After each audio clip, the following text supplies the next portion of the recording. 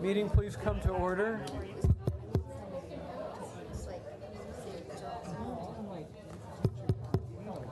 Barbara, please call the roll. We have Commissioners Berard, Funderburk, Levine, and Noonan present. This proceeding is broadcast on Channel 35. The exact broadcast times can be found by contacting Channel 35. I have no opening remarks.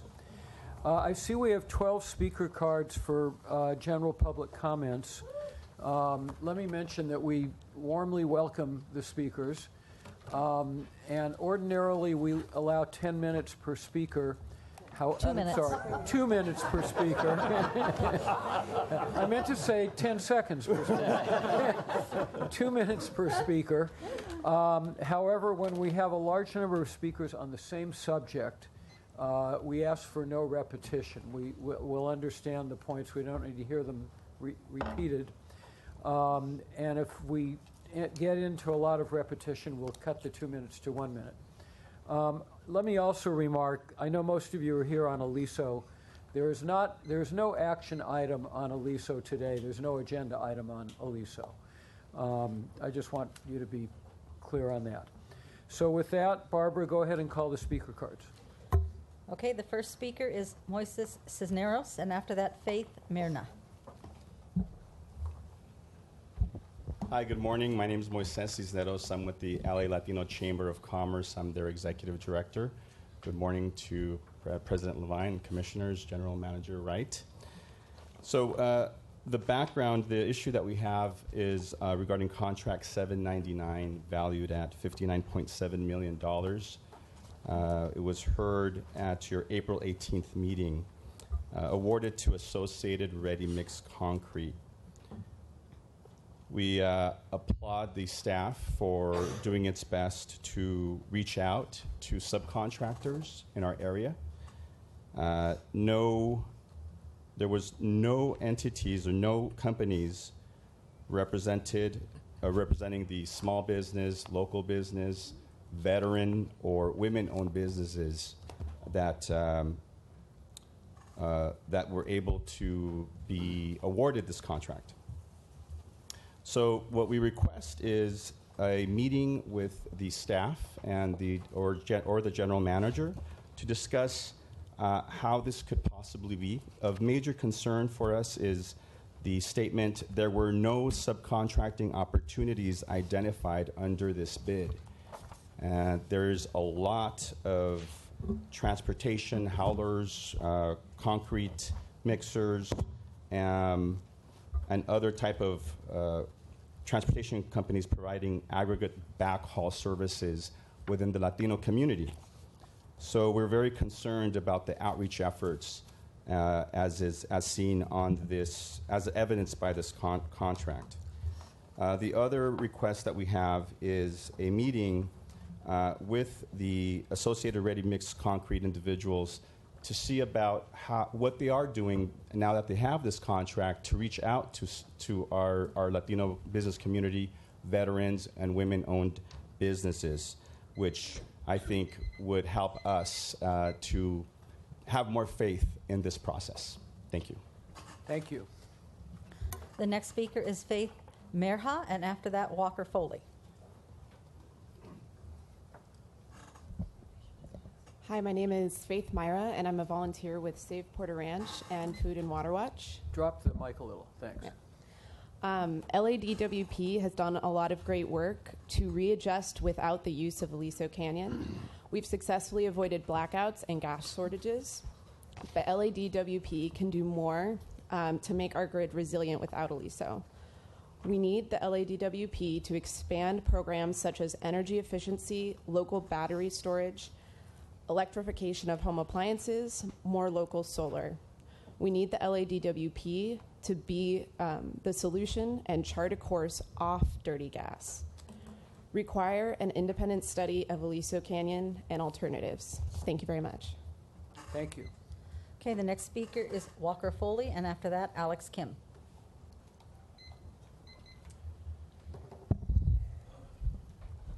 Cool. Good morning. My name is Walker Foley. I'm an organizer with Food and Water Watch here in Los Angeles. And I just want to say that LADWP right now is a party to the California Public Utilities Commission feasibility study on minimizing or eliminating the use of Aliso Canyon. We want to make sure that LADWP is actually a solution, not a barrier to keeping Aliso Canyon closed permanently, and that's why we need you all to hire an independent consultant to evaluate LADWP's real need for Aliso Canyon and identify opportunities for keeping it closed permanently. And I think this point is really salient and urgent upon all of you. I had a meeting with Mike Webster a couple months ago to talk about the situation, and he told me that we're not gas people. And he said this because we asked, how do you independently verify the numbers or the volumes of gas you need that Aliso Canyon, or that SoCalGas is telling you about? And he said, we don't. So in this whole institution, we don't have anyone on staff that is independently verifying the numbers that their suppliers are telling them about, which puts ratepayers at risk. At the same time, the county just did a study on Aliso Canyon through the summer of 2017 and the winter of 2017-2018. And they found that if we just follow the mitigation measures that LADWP has already worked to put into place with the state, we can reduce our reliance on storage facilities like Aliso Canyon through this year. And if DWP would just join us in also conducting an independent study to confirm what your actual use is, we could make some progress here. There are people who are in real harm's way, who are continuing to get sick, and community in the northern San Fernando Valley is still in crisis. So we need leadership. Thank you. Thank you. The next speaker is Alex Kim, and after that, Lorraine Lundquist. Good morning.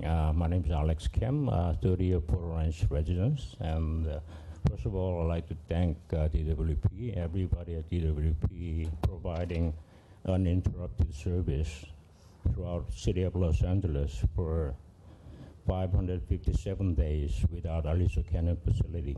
I'd like to thank you for that. And I also like to ask, just like previous speakers, I think independent study is very important for average person like me to get the clear idea. Like one side, gas companies say the blackmail, blackout, okay? Blackmail, we call it blackmail. But the other side, many people, they believe when DWP mentioned that we need that facility to ensure the reliability. Many people believe that without seeing any specific detail. Why? Okay? So it'll be very helpful for average person like me to understand where we stand. Okay? Please do the independent study. 100% independent study, please. Thank you. The next speaker is Lorraine Lundquist, and after that, Andrea Grossman. Good morning. My name is Lorraine Lundquist. I'm a resident of the North Valley in Northridge. And I'm really grateful to LADWP for publicly committing to study pathways for 100% renewable energy. That's such a wonderful initiative. And I feel that this work really needs to be grounded in the here and now, not just the far-off future. So, for example, the immediate needs like getting off of Aliso Canyon and also avoiding the wasted, costly repowering of coastal gas plants need to be an urgent priority within the broader goal of getting off dirty gas forever. Thus, it's critical that DWP do its own independent study to assess how to avoid new injections into Aliso Canyon, rather than signing on to reports that include SoCalGas as an author. Please don't tarnish your name by aligning with the fossil fuel companies. Do an independent study to establish DWP as an innovator and leader on solutions. Thank you. Thank you. The next speaker is Andrea Grossman, and after that, Alexandra Nagy. Good morning. My name is Andrea Leon Grossman, and I'm an organizer with Food and Water Watch. LADWP has been quick to adopt blackout blackmail rhetoric and relied too heavily on SoCalGas to give them truthful information. SoCalGas has been proven to lie about blackouts and manipulate shortages to justify the need for Aliso Canyon. We need LADWP to break away from SoCalGas and the blackout and blackmail by doing an independent study on the need for Aliso Canyon. I think we really need to get on board with 100% renewable energy study, and I know that it's been postponed from March to the beginning of May, and now it's going to be at the end of May after Memorial Day. So I hope that that gets scheduled, and it gets scheduled soon. Thank you so much. Thank you. The next speaker is Alexandra Nagy, and after that, Daryl Gale. Good morning, Board of Commissioners. My name is Alexandra Nagy. I'm the senior organizer with Food and Water Watch. Thank you so much for having us here today. As you know, the Aliso Canyon issue is far from over. On May 22nd, we're going to see another joint agency workshop out in Diamond Bar at the AQMD headquarters, where that report will be released on the upcoming risk assessment and action plan for how agencies are going to work together to keep Aliso Canyon closed through the summer. It's based on the assumption that no injections will occur. As you know, LA County currently has a lawsuit against DOGGR, the Division of Oil, Gas, and Geothermal Resources, to prevent any further injections at that facility until a full comprehensive risk assessment safety review are completed. So it's really imperative at this point in time that DWP do its own independent assessment, hire an independent contractor to come in and review DWP's work, make sure we're doing everything possible to move forward without this facility. That's where we're going. We're going to keep campaigning to keep this facility shut down permanently. Let's get LA in a secure position now. Be an advocate for your customers, many of who actually, we have a good showing today, but many people canceled because people are still getting sick in their homes. This facility is still leaking daily. It's still a daily nightmare for people. So these are your customers. This is our city. We have a real opportunity to be a leader, to do the right thing, and we urge you to do that independent study. Thank you. Thank you. The next speaker is Daryl Gale, and after that, Richard Matthews.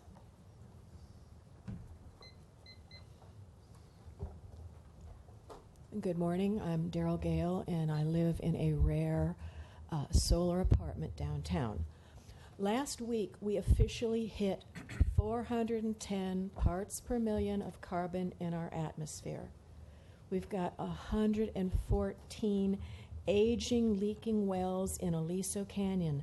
They are not helping our severe climate and or drought problems at all. Methane is worse than carbon, and that's what they're leaking.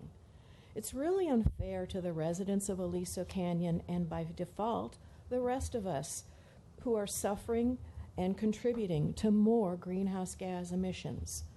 I urge LADWP to have an independent study, and you will see why Aliso Canyon is not needed. Thank you. Thank you.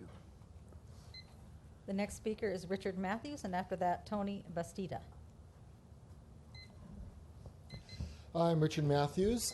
I am here representing North Valley Democratic Club as its president and Save Porter Ranch as a member of its board. We ask that you shut Aliso down. The one well is shut down, but we need to shut down the entire facility because these wells are too old, they are unsafe, they are highly eroded. We cannot keep operating them. Los Angeles County Supervisors commissioned a study by EES Consulting, and that study found that there would be no shortages of electricity or of gas as a result of shutting Aliso down, whether you look at the summer peak usage or the winter peak usage. Other studies by Bill Powers confirm the same results, and we are confident that if you do your own study, you will find the same result, or if you don't do your own study, at least sign on and endorse the EES Consulting study done by Los Angeles County Supervisors. We do not object to withdrawals from the facility. There's currently 15 billion cubic feet of natural gas in the facility. Since it was drawn down to 15 billion, the only withdrawals that happened withdrew 1/3 of 1% of what was there. And if over a year you only needed 1/3 of 1%, that suggests that further emergency withdrawals would last us another several hundred years. We don't need injections. We don't need to have increased pressure. We don't need to replenish what gets withdrawn. Please consider in your study prudent mitigation efforts for managing the gas so that we do have a steady supply. We are confident that when those measures include emergency withdrawals, there will be no blackouts. Please look into that. Thank you very much. Thank you. The next speaker is Tony Batista, and after that, Jasmine Vargas. I am Tony Bautista. I'm the California Environmental Education Manager for the National Wildlife Federation and also a customer of LADWP. I support the shutdown of the call for LEWP to call for a shutdown of Pico Aliso. Not only are we continuing to use dirty gas, but to think about using dirty gas means that we have to frack, and in doing so, we pollute our water. And LAWP has called on the future to use more groundwater in LA. So you were polluting that same groundwater that we're going to rely on in the future. So we have to put a stop to that. Another thing is to support local programs that reduce the amount of consumption. I'm actually a solar participant of your program, and actually I'm in the lawsuit that they just got filed because when my solar was ready to go, you guys took 6 weeks to activate it. So you owe me that money, so I'm waiting for that check. But you can make it really easy for customers to go solar very, very fast. But you make it very difficult. So you need to, I support also having that study done by an independent contractor to do the feasibility study of shutting that down and looking at other programs that we could do in supporting renewable energy. Thank you. Thank you. Okay, the next speaker is Jasmine Vargas, and after that, Lane Semper. Hello, esteemed commission. I'm very happy to be here in front of you today. I've been in front of you for the last 6 or 7 years with the same exact message, actually, stop global warming. And I'm really glad to see Commissioner Levine and Commissioner Noonan still up here because of your work and with myself and other activists in the community. We've been able to get ourselves to phase off of coal-fired power plant, moving away from fossil fuels, getting a sustainability plan, including a possible 100% renewable energy plan in our IRP, and being one that has read almost every single IRP that you all have created. It's very exciting for me, and every time I try and push you a little bit farther, not because of my own personal interests, but because of the interests of my neighbors. Because when we're talking about fossil fuels, we're not just talking about emissions, we're talking about lives, we're talking about communities. For some of you, maybe it's more about property values. Maybe for some of you, it's more about your legacy. But for me, it's always been clear. It's about people. And you all are people, and you all live in Los Angeles. I think that's a requisite of being on this board. Well, what I'm here to tell you today is that I got your back to move us away from fossil fuels, move us away from Aliso Canyon by permanently shutting it down, and by doing it right, by getting people involved. That's why I come in front of you. That's why I bring people with me every time I do. So, as your friend, I have to tell you that, when you're getting beat down or polluted or disrespected or exploited or lied to, I think that's when you need to leave this abusive relationship. This is a bad boyfriend, and you got to break up with them. So let me know if you need any help with that. I got your back. Thank you. Thank you. Next speaker is Lane Semper. Hi, Lane Semper. I'm a longtime Valley resident, and I was affected by the blowout, although I don't live, I'm across the valley from Aliso Canyon. But I think what people don't realize is the entire valley and beyond was affected. I can think actually as far back as the 70s. I watched the fire burn at SoCalGas. It was over a week to put out.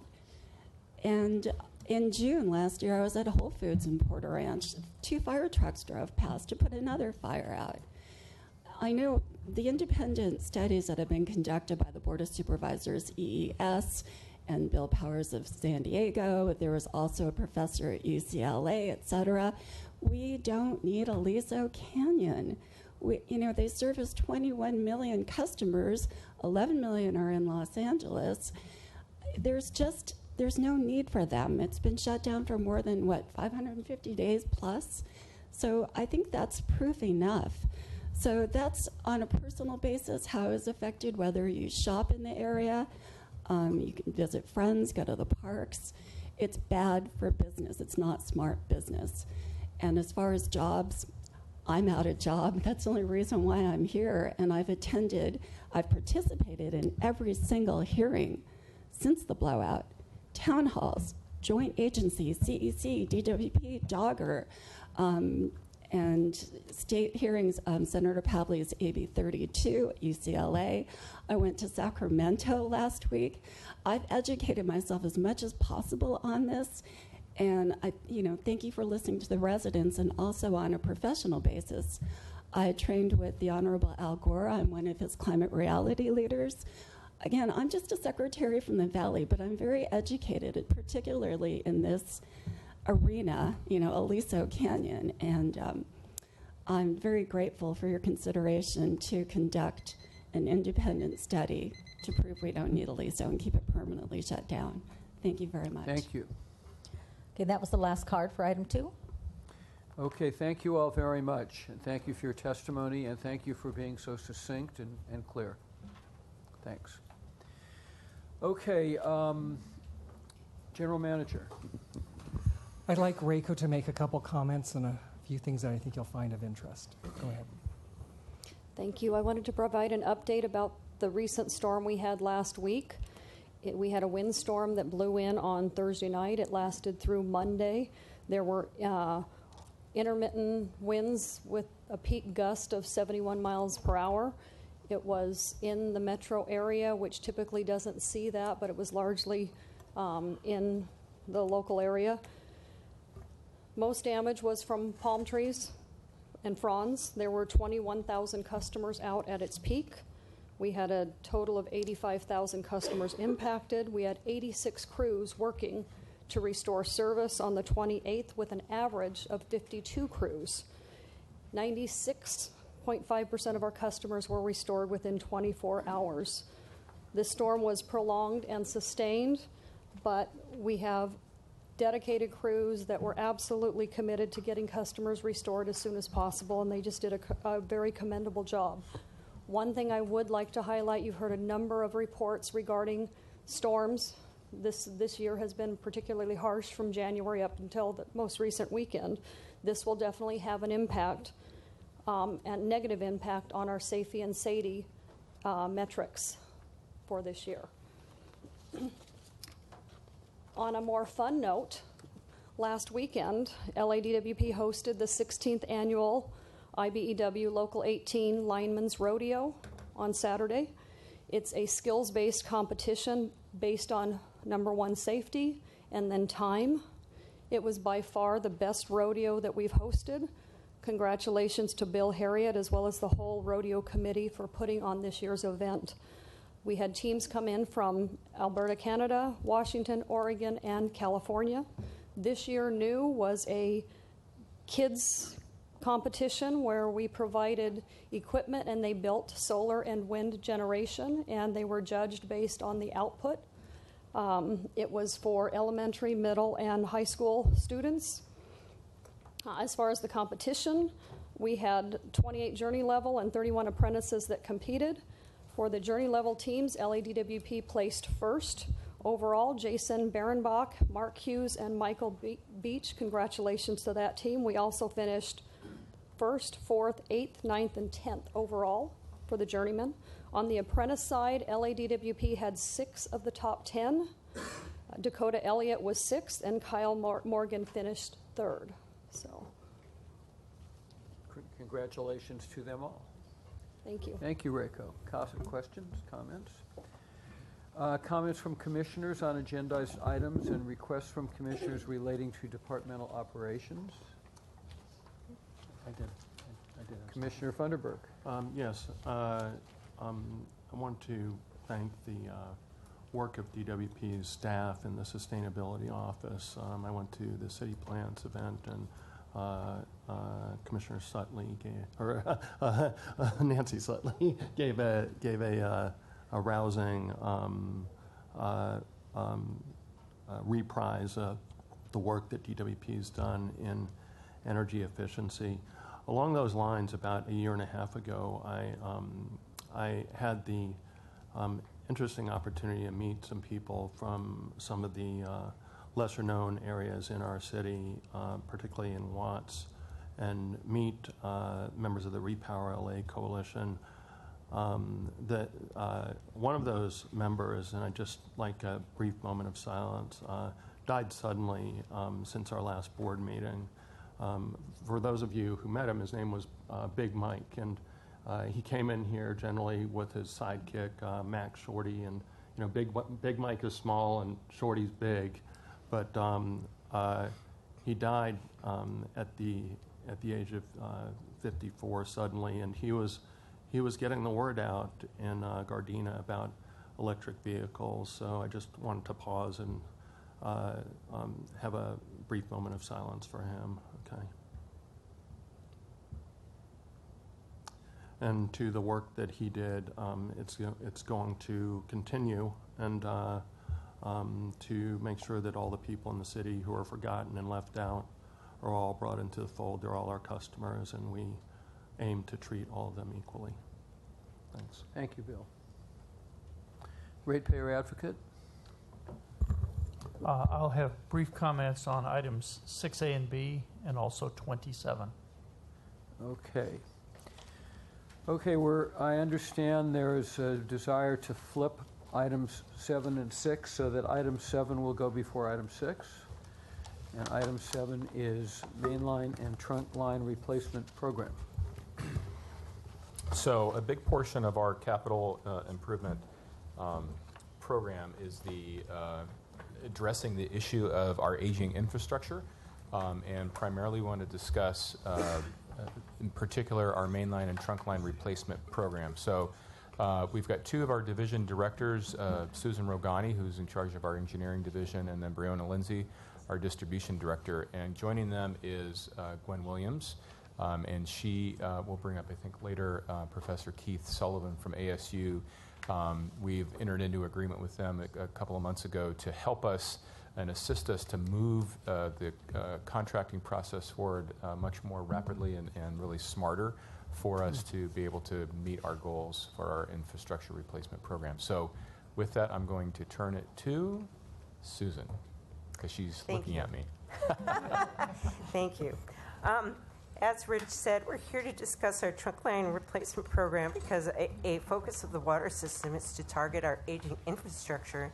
And of course, our linear assets are one of the greatest basic asset categories we have that we need to replace in our aging. And actually, it doesn't say here, but our plans are for the next 10 years. So this is a 10-year plan to replace both mainline and trunk line. So just going into this then, just the overview people are familiar with. So we serve water, of course, to over 4 million people. And to get an idea, the trunk line is defined as our pipelines that's from 2 feet to 13 feet in diameter. So 13 feet, actually, when I was looking at this room, it's taller than the ceiling. Quite big pipe, over 2.9 million feet of pipe, which is about 500 miles. The main line is the majority of our pipes, and that's smaller than 2 feet, but you could say that's 35 million feet of pipe. So that's the majority of our linear assets for the city of Los Angeles. Okay, Breonna. All right, good morning. Our water infrastructure goals are based on replacement of our infrastructure pipe. We use a criteria that we have put a letter grade on the pipe, and that letter grade is from A to F. Both mainline and trunk line jobs, or mainline and trunk line pipe, are given this letter grade. And the letter grade is based on certain factors. One of the factors is leak history. Other factors are age, operation environment, like corrosiveness of the pipe, corrosiveness of the soil around the pipe, the service zones that it serves, and also the damage potential, what it can possibly do to property, loss of life, or cost of repairs. Also, to achieve our replacement goals, we look at our trunk lines, and our trunk line replacement is based on the assessed pipeline condition. Currently, trunk lines are being replaced at an average of 2 miles per year, and we need to get to a 4 mile per year to make sure that we achieve the goal. Our ultimate goal is to replace 40 miles of trunk line within the next 10 years, and the only way we can do that is to replace 4 miles a year. Over the last 5 years, actually, our leak rate has been about 1,100 to 1,300 leaks per year, which is good because it was brought down from 2,100 about 5 or 6 years ago. To maintain that lower leak rate, the only thing that we can do is to increase the amount of infrastructure that we put in. We need to get to a replacement cycle of 300,000 feet. Currently, we're at 184,000 feet a year, and we need to incrementally increase that so we can get the life expectancy out of a pipe. Life expectancy out of our average pipe is around 120 years. So the only way we can get to that is to replace it at a rate of 300,000 feet per year. You guys have all seen this slide before, the mainline replacement goal pipe slide, and you probably will see it again on the next presentation. Last year, during the year of 15-16, water distribution replaced 169,000 feet. The goal for last year was 150,000, so we went over and beyond by putting 19,000 feet more than the goal. And once again, we need to incrementally increase to get to 100,000. With the amount of crews that we have, the amount of space that we have, and the construction facilities that we have, ultimately we could only replace up to 260,000 feet. So to supplement that, we will probably need to get a contract to replace the other 40,000 feet. And Susan's going to talk about our trunk line. Okay, so this trunk line graph looks similar to the mainline graph, with the exception that the red is much greater, because the red shows what we anticipate going out for contract. The blue is what will be done in-house. We have 3 in-house crews that replace about 6,000 feet of mainline every year on average. So you could see what was done in 15-16. That's a combination of both contract and in-house crews. And for the 10 years, we plan to ramp up to be able to, like Brianna said, replace about 40 years in the 10-year window. Now, how are we going to do this? Actually, we're proposing using the design-build methodology for delivering this infrastructure. Design-build for our pipelines is different than what we've used. Typically, we do something like design-bid-build, where we have a designer, you bid it out to a constructor, and it's the low bid that gets the award. With design-build, you have basically one single source of responsibility with the designer and the constructor. You have the benefit of good coordination between the designer and the constructor, but most importantly, you're going to have the ability to select the designer and builder based on best value. And that's something that Gwen and Professor Sullivan will be going into more detail. So as you can see, we're really pushing on how much we could deliver, because we're pretty much doubling the amount that we could deliver in the next 10 years. So very quickly, to see where is this all going to take place, we have the Valley area. They're delineated by color. Under the design-build contract, you see those in red, which we have planned. What we're doing in-house, you can see that in the navy and in the olive. That's under the traditional design bid build, and the reason that is some of this is under construction with the various reaches, so we are going to continue to construct with the design bid build contract. Also here, Metro is also anticipated to have both design bid build and also the design build contract, which you can see up on the board. These are just plans that we have. It could shift a little bit, but this is what we're planning for now. Now the next question is, how much is this all going to cost? Okay, so this is the 10-year mainline and trunk line program budget. You could see for mainline for the 10 years, both were in-house and design build. The total is $1.5 billion. For trunk line, the total is $2 billion. A combination of in-house and design build. Total of $3.5 billion for the 10 years, and we're proposing a $1.5 billion design build contract that would take over the 10 years to be able to complete this infrastructure that we're proposing. So what are the benefits of doing this? Okay, so we had said we need to target our water system infrastructure. We are going to improve it by this program. We're also going to increase system resiliency. That's a mayor's goal. We're going to increase service reliability. We have a new pipe in there, reliability of service, and then we have more reliable service, less breaks. Customer service satisfaction should go up. Again, to touch upon water system resiliency, since we're replacing so much of the mainline trunk line, we're going to be taking advantage of that, and we're going to use that to address resiliency needs for the water system. We're going to look at areas of liquefaction, seismic activity, looking at using earthquake-resistant ductile iron pipe or similar pipe in order to address that. We're also going to be able to look at critical water supply and lifeline needs, like around hospitals, and be able to design and install appropriately to take that into consideration as we go forward with this infrastructure program. Now, to talk about the procurement aspects of this, Gwen is up. Okay. About a year ago, water staff approached me to discuss strategies for awarding a large number of design-build contracts in a compressed period of time. And they were looking at $3.5 billion, awarding that all in 1 year. So I recalled a conversation that I had with a counterpart at City Lights in Seattle, who shared with me their experience in working with a group of professors from Arizona State School of Engineering who specialized in procurement efficiency. And they have an institute there that's named Simplar. So we brought them to make a presentation to some of the senior managers here at LADWP. They were all impressed with the methodology that they laid out. And so in December of 2016, the board was kind enough to award a contract to Simplar to assist us with this procurement strategy, which will result in increased efficiency. So Water and Supply Chain commenced project delivery training by Simplar in January of 2017.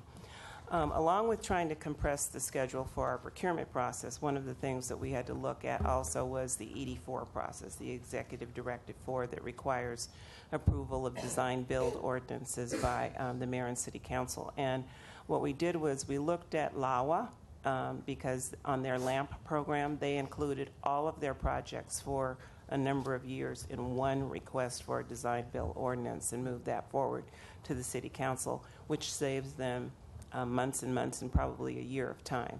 So we're going to follow that same methodology and go forward with a design-build ordinance for all of the main line, trunk line projects at one time, which should save us a significant amount of time. So now we're on our way to releasing a request for qualifications this month, which will consist of contract documents, which some of which we're going to reduce from 134 pages in one document to 36 pages with the help of Simplar, and which will be more focused and facilitate a shorter evaluation period. A lot of times we take 6 to 9 months to evaluate our proposals, and we're thinking now it'll be 2 to 3 months max.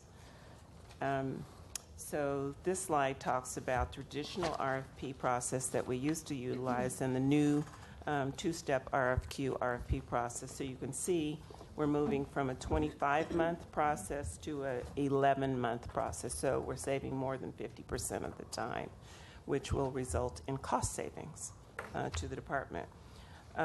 So Kenneth Sullivan is here today to answer any questions that you have and make a short presentation on what he's done with other municipalities and particularly City Lights up in Seattle, and talk a bit about the benefits of the program that they have implemented. Ken? Well, thank you. Appreciate your time. So I'm a professor at Arizona State University, and so we've been doing research for over 20 years. Our research group has, looking at more efficient and better ways to deliver projects, beginning with procurement all the way through the last day of delivery. And so we found as the project performance most closely correlates to the capability of the key people and their expertise that you see on the projects. The question becomes, how as a client entity, how do we attract the highest performing people from the best firms to want to compete on our project? And then how do we clearly and legally differentiate who has more expertise from who has not as much? And so we've been doing this research at Seattle. In their initial phase, we usually partner for 3 to 4 years with an organization and transfer mastery of these tools and concepts that we've built up over the years into their staff, and they're able to self-perform. Then we move on to the next organization, helping drive that change. They've realized in their first phase, their first year, 50 to 75% reductions in their evaluation time with higher satisfaction and greater performance. Also on the back end, there are very transparent, very accountability-focused performance metrics that help drive that continuous improvement and transparency and efficiency as you move forward. And so on the back end, we're seeing client organizations self-measured saving between 30 to 60% of their internal management requirements because they're just working with better teams on projects that have fewer change orders, fewer delays, less claims, less litigation, things like that. So it's not magic, though. There's a lot of research behind it. So we've run about 2,500 projects on a little over $11 billion.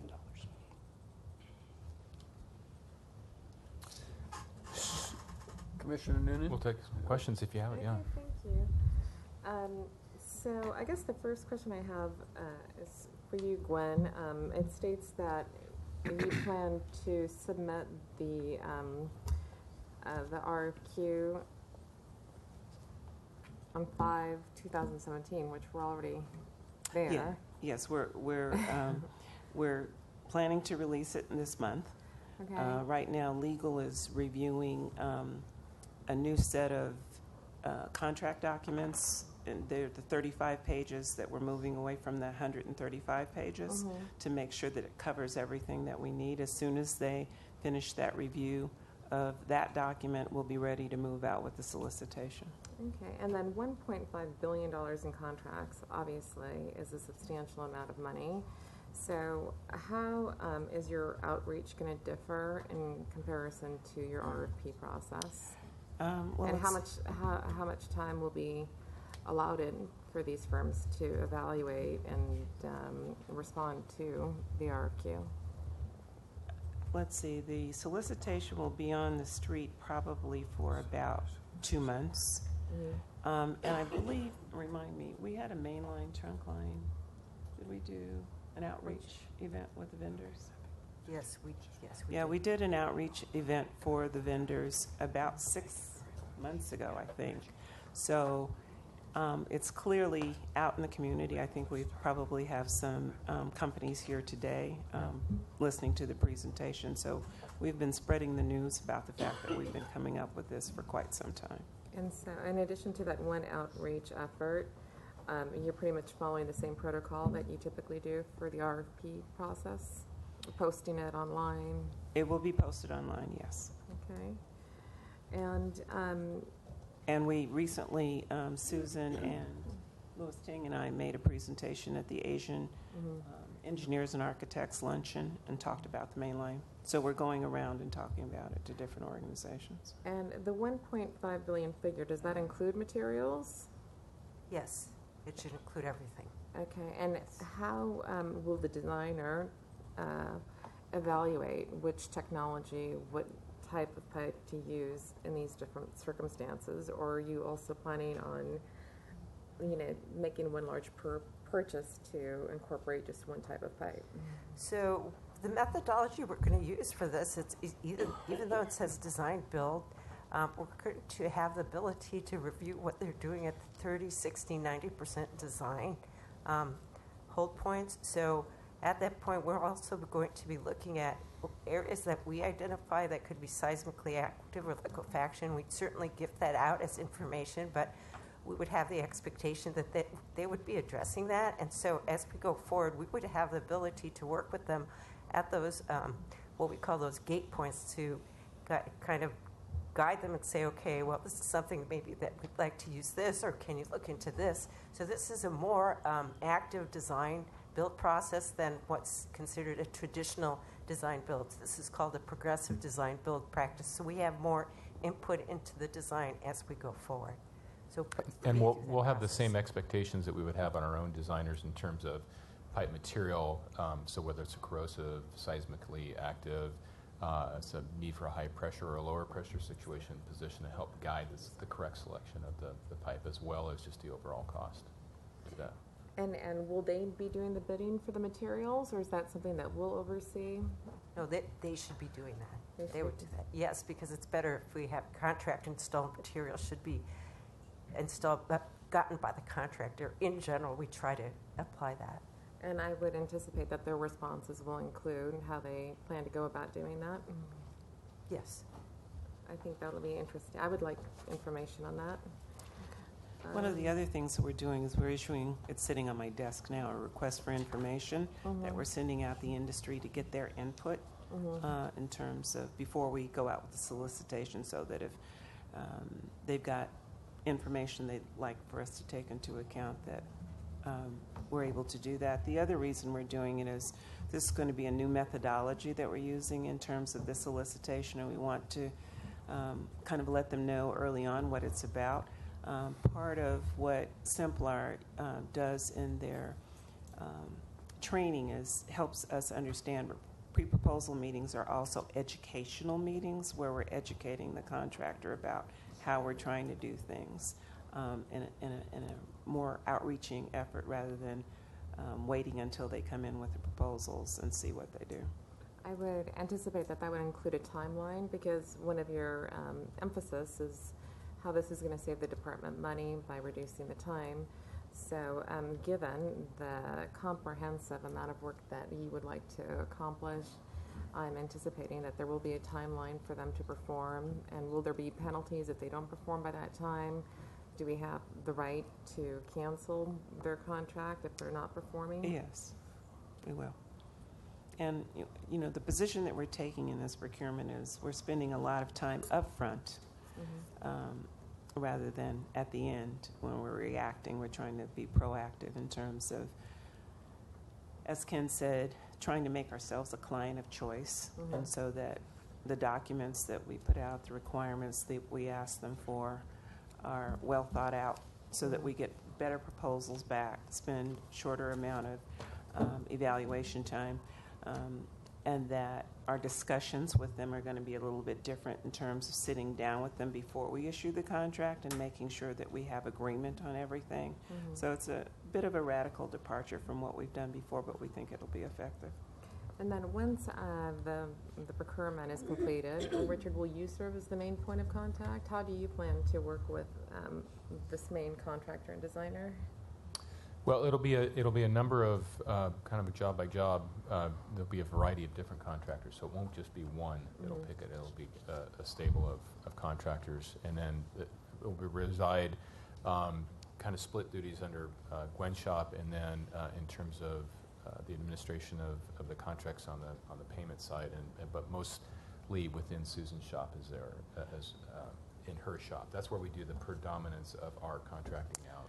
Is in our water engineering. I'm just thinking about the overseeing part of getting the work done. We have a staff dedicated to plan, check, and inspection. We have a group of inspectors that go out and inspect every job. And even before the inspection takes place, there is a plan check that takes place. So we have a crew dedicated to that. Yes, that happened on both the main line and the truck line side. Okay. Thank you. Commissioner Barot. Thank you. Thank you for your presentation. I asked a question, I don't know, many, many months ago, but I think it bears repeating. And that is, have we come along with any more sophisticated technology to detect the leaks in some of the trunk lines or possible blowouts? Because, of course, we all remember what happened on Sunset Boulevard near UCLA, and then in the valley with Coldwater Canyon, and it just impacted that area for quite some time, and there have been several problems there. So in terms of being proactive, I mean, to go back, where are we in that technology to see if we have any idea now where these leaks may happen and where we're going to have so we don't have an emergency the way we did in the past. So that's something that we'll continue to actively pursue. It's between ourselves and distribution, because obviously for distribution it would be great if they could identify where they could have leaks. And of course for the big main lines, I will tell you, for the main lines, the challenge is they have some new technologies that you could use, but some of it requires that the line be dry and out of service, and it's very hard to take the line out of service to be dry to be able to have this to methodology to be utilized. So we are continually evaluating these. Some of them have more promise than others. So if we could find something like that, of course, it would be very good. Now, I don't know if Brianna has anything to add regarding some of the main lines. Yes, I do. Yeah. We have a couple of different pilots that we're piloting right now. We have pressure monitoring devices that we have on different pipe in the area. that some of them go actually on fire hydrants where they monitor the pressure. We have acoustic sounding equipment that actually gets attached onto our pipe. And so we have a couple of different pilots that are happening, some that are successful, some that are not so successful. But we're continuing to look for different technologies to look for leaks. Are we doing that in-house, or are we hiring? We're doing that in-house, and we're working with different companies that put out different products. So most of the work is done in-house. And one of the things that I was curious about was what happened on Sunset Boulevard in Westwood, is the amount of traffic and what that does to the pipes underneath, and if there's any kind of nexus between the amount of traffic and the road above, and then what happens to the trunk lines and the pipes. Most of our trunk lines are at a deeper elevation than the regular pipe.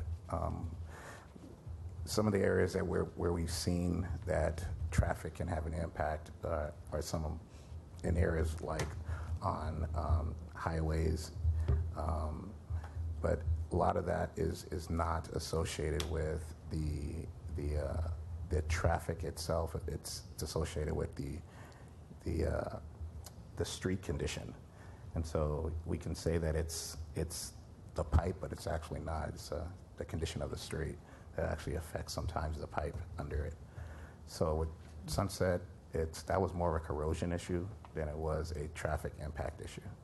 And so one of the benefits you get of replacing these pipes is you're using the current technology, and it really comes down to the materials that you have available today are much better than they were 100 years ago when many of these pipes were put in there, and more importantly, the construction methods that are available to us, and as Brianna said, the inspection and the quality control that goes in. So not only do we have better equipment and materials to place these pipes, but we really have a technology right now and means and methods to better assure that they're going to last a whole lot longer than the first pipes that were put in. And so we've been able to engineer around now what we know is our weakest links in it, whether it is the traffic or the street condition itself, or more likely just the soil conditions that the pipe is placed in. But the street conditions, the highways, the roads in Los Angeles particularly and in California are awful. I mean, this is one of our number one problems in the state and in the city, are the condition of our roads. Yeah. And how does, based on what you're saying, how does that impact on what we're doing? One of the things that we do in water distribution, we have coordination meetings with Bureau of Street Services, where we coordinate the schedule of replacement so it aligns with their schedule. And so before they come out and totally refurbish or replace a street, we'll coordinate to where when we go in and do main line, they'll come in right behind us and replace the street, the surface after. They come behind you. They come behind us, and it just makes sense. It's less inconvenience to the customer. Yeah. It builds for a better coordination between agencies. It works out really well. So that helps in the long term, getting the main line infrastructure replaced, and also giving a good end product, a good end result. Well, I think it would be helpful to us to know kind of where we are in what your findings are in this technology of seeing, how we can determine that we may have leaks or blowouts. That would, I'm asked that a lot. Don't you people know when something's going to happen? Well, I'd like to know that myself. Where we are in that, and I think in general we do. And at the beginning of Bruno's presentation, he talked about the grading of different pipes, and you've heard this before, yes. The A through F kind of deal. And so we generally know where the bad actors are going to be, and so that's how we target this program. Any kind of leak detection technology, whether you're acoustically listening to a leak, you can actually hear a leak forming in a pipe, or any of these other methodologies would be more kind of a spot repair until that whole section, because it's very inefficient just to go and fix a length of pipe at a time. Where we have leaks, one place, they're generally over a longer stretch of pipe. So all these projects are really, hundreds or thousands of feet long, or they are all thousands of feet long to capture those really bad actor areas that we have out there. Okay, thank you. I had a couple of comments. I think that it's great that things are being streamlined, and I know, Gwen, you've talked about Dr. Sullivan and the good work they've done in Arizona. I want to see if in the workshops and the outreach that we're doing, if you need additional resources, please come to us to get those, because the more competition, the better. And along those lines, I think that it would behoove the primes and major subcontractors to each receive a copy of our equity metrics data resolution. And out of respect and deference to Commissioner Noonan, her motion as well, because we can't report on certain things because our computer system is so far behind, but the numbers speak worlds, and they should see the February report, which said that we actually I believe we met our small business goals, but our gender, women-owned business, not acceptable. And same with some of the other specialty types of businesses that are covered by the Equity Metrics Data Initiative. And I think that this is a unique opportunity that the agency has to increase that. And if it's necessary, I'll talk to President Levine if we need to issue any specific targets. I know we've pulled back from that, but I think that it's important that we start doing the work now that the numbers are out, that the contractors be informed of what the numbers look like. And I think that they'll act accordingly. They'll do the right thing if we put the numbers in front of them. So if in the course of doing the outreach, and I don't mean just to the Blacks and the Asian American, the Hispanic and the Latino and other specialty associations. I mean to the LA Chamber and to the our top 10 design build contractors. They know who they are. They're listening. They have their lobbyists and lawyers listening to us right now. And they need to know what those numbers are, because the numbers, according to my research over the past 20 years, have been higher for participation on the specialty ends of things, whether it's women-owned, minority-owned, or disabled veteran-owned businesses. And I don't think that the city has gotten any I think the city looks a lot different than it did even 15 or 20 years ago. So I think that, and I would, now that you have the expertise of Dr. Sullivan, I'm sure that he's advised other agencies that have similar initiatives to the Equity Metrics Data Initiative already in play, whether it's federal contracting or other types of contracting obligations that exist. So I would just ask that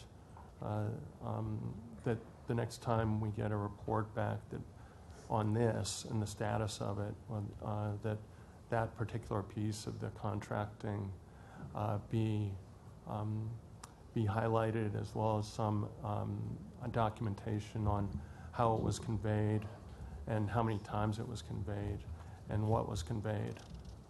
So I think that both the resolution, Commissioner Noonan's motion, and then the recent February 2017 report would be good tools to convey to those contractors that I'm sure are just licking their chops over this procurement, that they are going to be, that the procurement will be looked at in the future under a more specific lens and a regular reporting lens. Now I say this with the caveat that I don't want to let this get in the way of our contracting or our expedited schedule efficiency. The idea of the Equity Metrics Data Initiative was to improve efficiency, corporate efficiency, and transparency. And the more people know they're being looked at closely, I think the better price we get. So those are my comments on that, and I'd appreciate if the next time you come back that we have some indication that that was communicated to the people who are interested in this work. Okay, it's a point well taken. I will take it into account and redouble our efforts. Prop 209, hinders us a bit from what was going on 20 years ago because of our limits, but we can encourage, we can get out there and push a little harder. I understand that since Prop 209, it has been done. It just was done with prior commissions. So I was not meaning to criticize this work. I think that this is more a reminder to the contractors and not our staff. Right. Because you have to work within the limitations, and you all are doing a phenomenal job. But it's a reminder to the contractors. You all do what you can within the limits of what you can do. So I will press that message forward. Thank you. All right. Any other questions or comments? Well, just thank you all for your comments. This one activity of replacement of our main lines and trunk lines represents, a third of our capital program. So it's important, and we wanted to put it in front of you because, 1.5 billion of that is going to be coming to you towards the end of the year to award to some fortunate and socially minded contractors. So it's important to us. Thank you for your interest. Thank you very much. Thank you. Very helpful. Okay, we move to combined items 6A and B on the budget, as well as the response to the Office of Public Accountability report.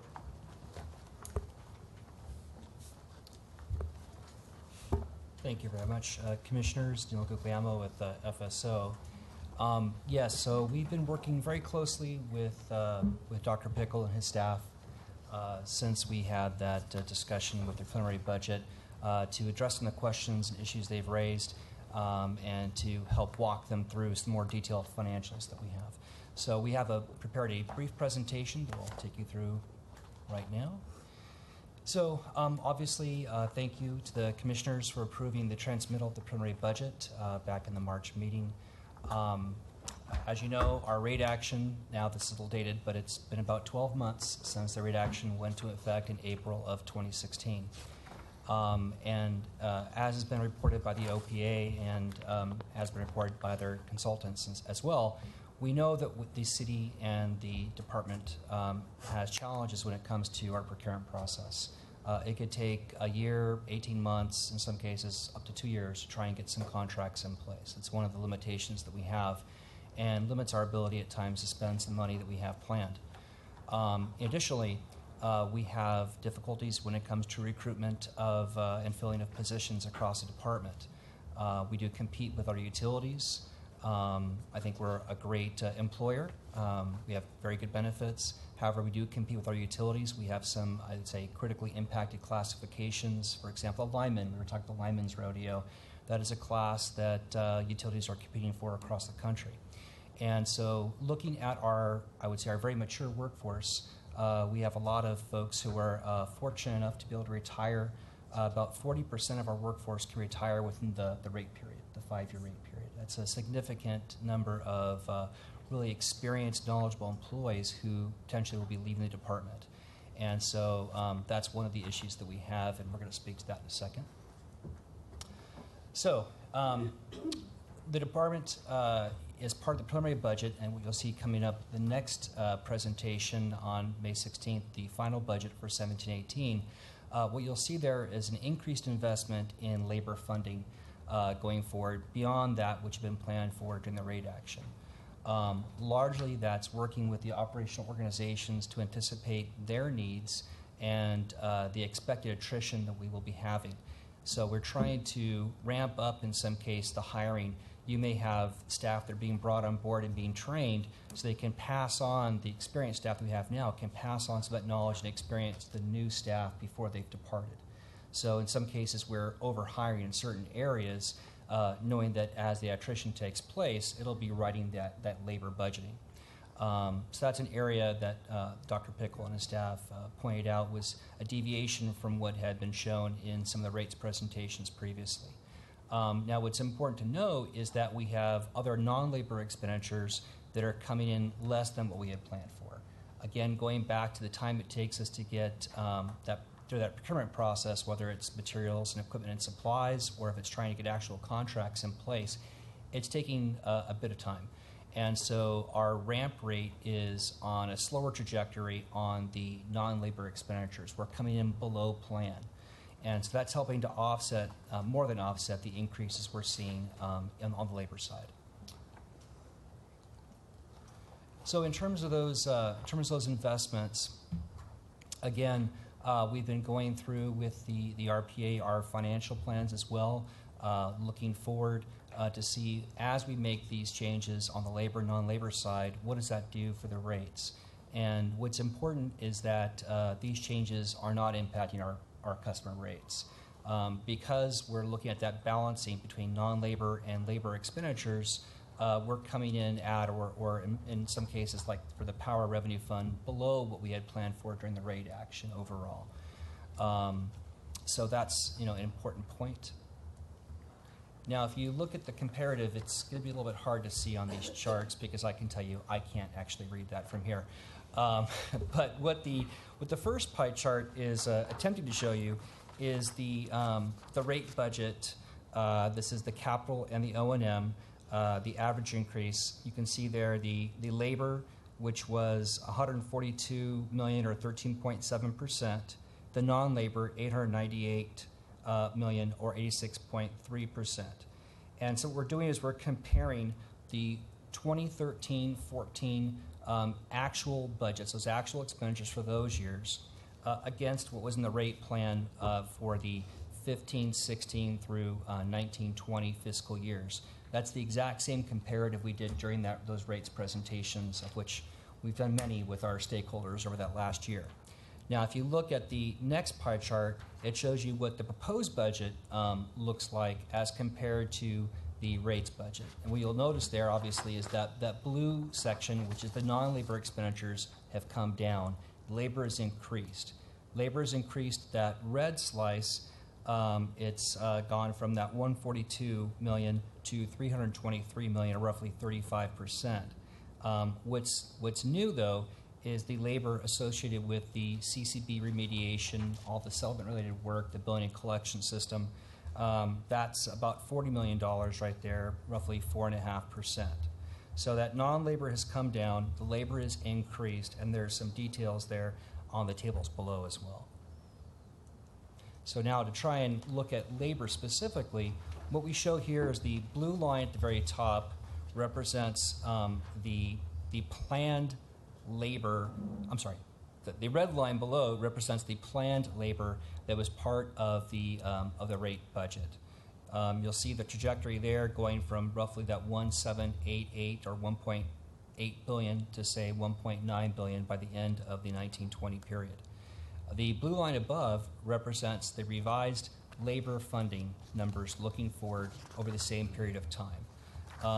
What we'll probably realize, the actual expenditures will be somewhere in between that red line and the blue line. This is now the non-labor budget, which looks like a fish, but you'll see the blue line down below is the actual budget, the proposed budget, and the red line above is the rate plan budget. So we had anticipated getting the rates approved earlier in that fiscal year. Obviously, the rates, when they were finally approved, it was April of 2016. We lost out in the first 3 quarters of that fiscal year. So the ramp rate is a more gradual as opposed to large increase, which you see there over that period of time. Excuse me. Yes. Can I ask a question on that? Sure. I didn't read every word of the rate ordinance, but as I remember, in March of 2018, there's a look back where DWP must look back and determine whether it spent all the money that it proposed that it should spend. And and either adjust rates downward or upward based on that look back as to whether well, I don't know if it was upward, but I know at least there was supposed to be some possible adjustment. Is that, I assume that's factored in here, and is our ability to not spend as quickly as we thought we would going to impact that look back?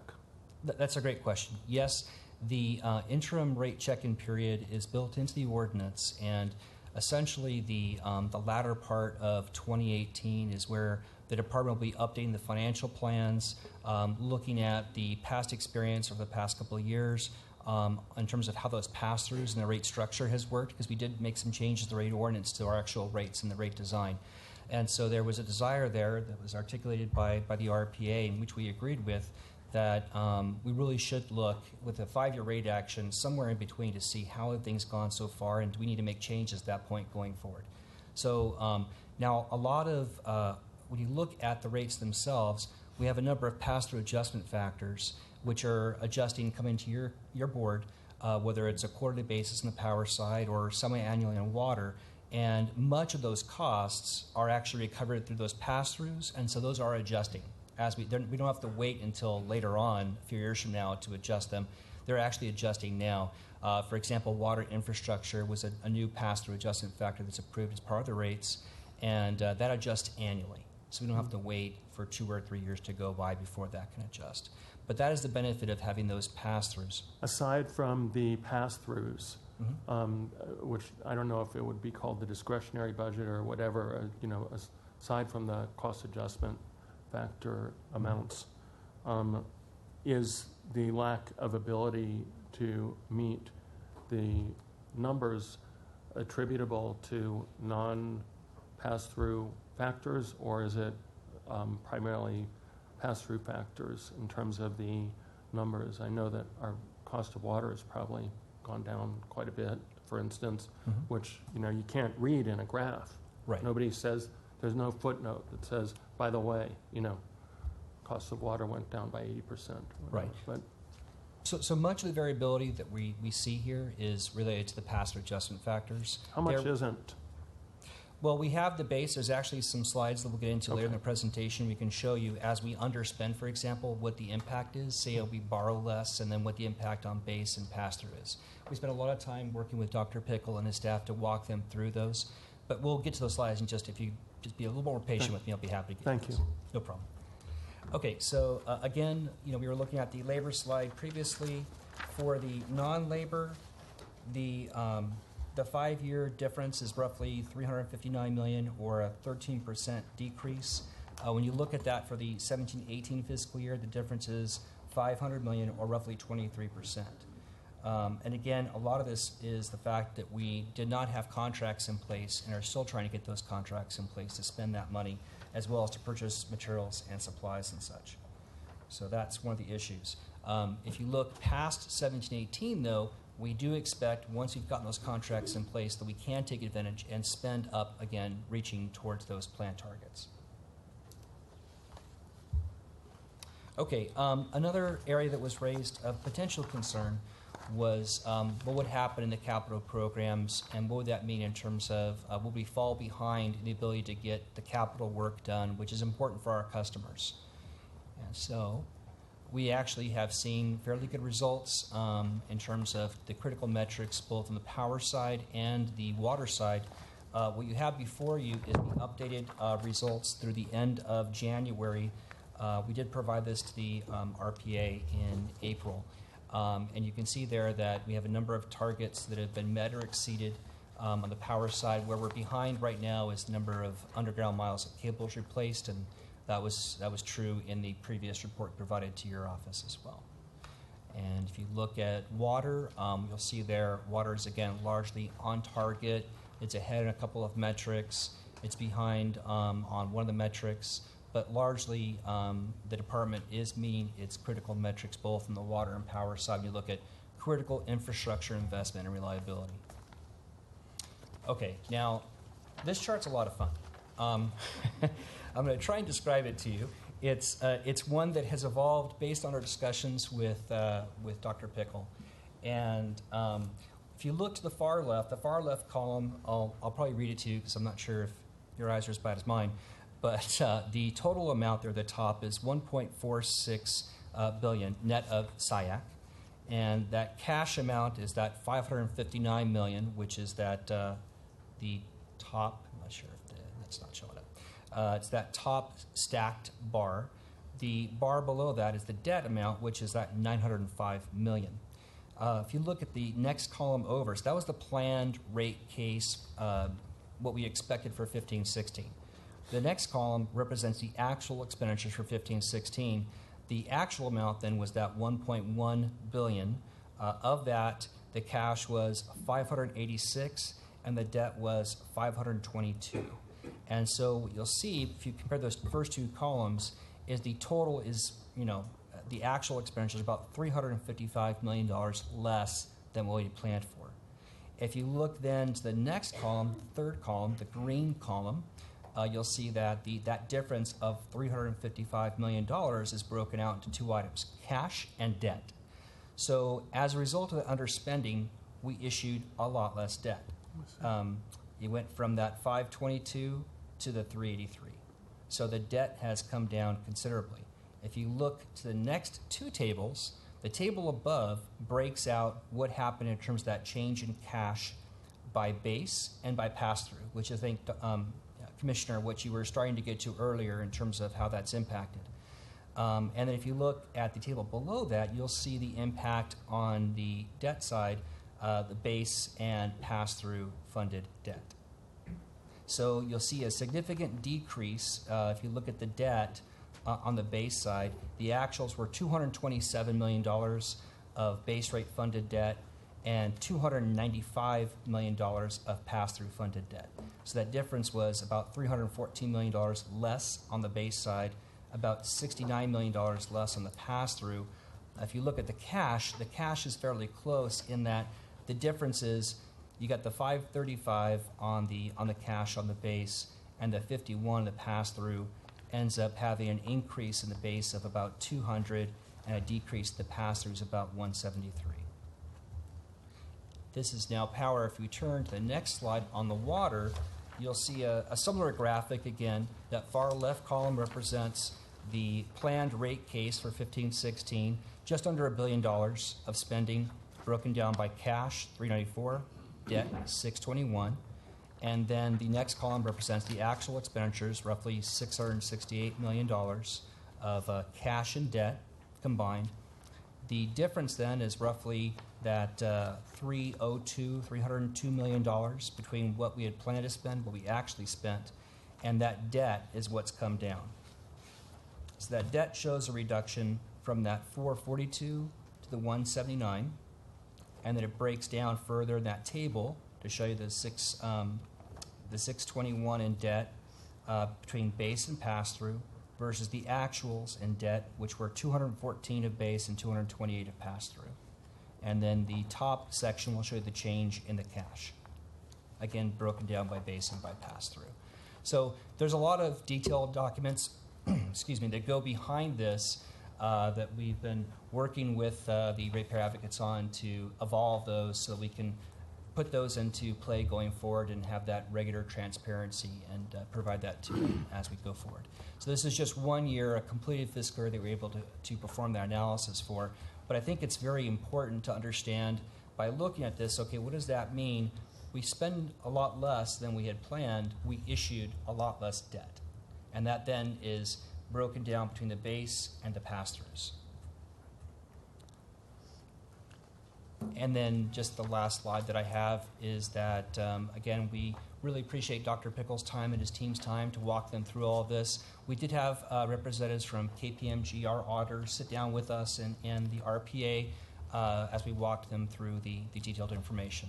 But I think it's been very helpful for us to provide that information to the RPA, and hopefully it's been somewhat helpful for you as well. Again, we were trying to respond to some of those issues that were raised by the RPA in the preliminary budget discussion. Thank you very much. Let me first call on the RPA before taking questions. DWP and the Financial Services Organization were very responsive and very thorough and very fast. in terms of moving through this. We think this helps bring greater transparency to how these funds are passed through and which ones result in later possible base rate adjustment.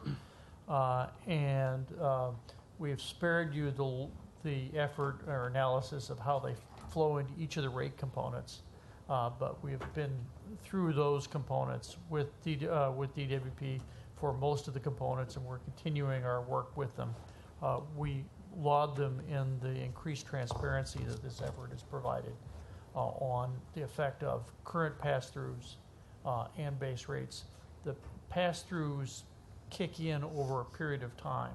Some of the pass-throughs from this year won't be hitting until January of next year. So it occurs in several steps. Following the details of the rates, in the words of one reporter we discussed water pass-throughs with, would make your head hurt. Thank you very much. It hasn't made our head hurt so far. So, questions, comments? I do. I have a few questions. I had previously asked for alternatives analysis, and I don't think that it was clear what I wanted, but I wanted to make it clear. I'll be more specific on 3 different subject areas. One, I wanted to know what impact on rates for the average rate payer it would have to substantially increase, double or triple, why don't we just say triple, the amount of money dedicated to stormwater capture and groundwater recharge, number one. Number 2, I'd asked for a rate impact to the average customer on what it would cost to increase by 5 or 10 times the number of electric vehicle chargers we plan on implementing in this year's budget. Number 3, I had wanted to make sure that the amount of, in this budget, preliminary budget that we're looking at, is there any money being spent on scattergood repowering or any issues related to that? My understanding is that they're just, it's mostly environmental costs and teardown costs for this next year, and that we aren't approving any capital amount for scattergood to be fully repowered along the lines of what's been talked about. So I guess my understanding is that scattergood capital CapEx is outside of this preliminary this next fiscal year budget. Okay, so those 3 things. So, if I could, Commissioner, just I'll start with the scattergood item. So, as we look at the non-labor expenditures being less than what we had planned for during the rate action, one of the major components of the budget amount for capital for power system next year going down was the delays or deferral of some of that work for scattergood units 1 and 2. We do have that as part of our presentation for the final budget, which will be coming to you the next 2 weeks. But we can provide you with that information in advance if you like, that shows you what those changes are. I'd like a breakdown. I'd just like to know whether we're incurring significant CapEx on scattergood for the next fiscal year. Not in the coming fiscal year. No. Okay. For your other items, sir, on the change or the increase in the investment on the stormwater and groundwater, we are looking at that, working with the water system, and we'll have that information as well in the presentation to you in the next meeting. And then on the electric vehicles, there's a number of opportunities we're examining right now where we may be able to leverage some funding that would not have an impact on customer rates in the claim fiscal year that allow us to expand funding for EVs. We have some ratepayers that are willing to pay for it. I want to know how much it would increase. We'll have that for you. I'd like to make it public, and if we're approving a budget that doesn't include that increase, then I think that the ratepayers need to know that we made that decision. And if they're upset with it, they can tell us so that when we have the look back next year, the budget can be adjusted. So I'll make my intentions clear. This is not something that's going to impact probably how we implement this year, but I want to set up if the ratepayers that are really, extremely and have not just passionate, but have justifiable science-based reasons for substantially increasing our electric vehicle chargers. And I know about the downsides and upsides and downsides and upsides, but I think that the analysis is very important to have in the record so that we at least can be looked at as a board that considered it rather than just overlooking it. We'll have that ready for you, sir. Thanks. Any other questions or comments? Thank you. Very, very helpful, excellent presentation. Thank you very much. Okay, I want to go through the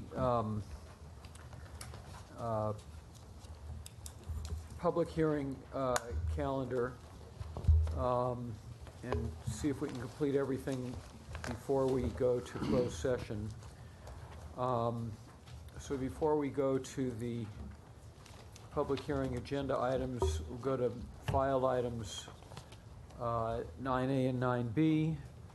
9A, informational report, quarterly status report on water quality regulatory compliance projects, third quarter. Take any questions? Elysian Reservoir Community Parks Enhancement Fund.